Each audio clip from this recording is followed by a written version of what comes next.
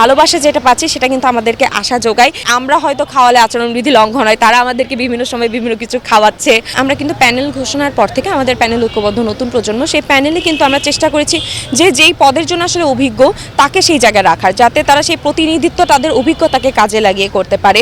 এবং আমরা কিন্তু পুরো প্যানেলেরই বেশ ইতিবাচক সারা পুরো ক্যাম্পাস জুড়ে পাচ্ছি, এবং সেই ভালোবাসা যেটা পাচ্ছি সেটা কিন্তু আমাদেরকে আশা যোগায়।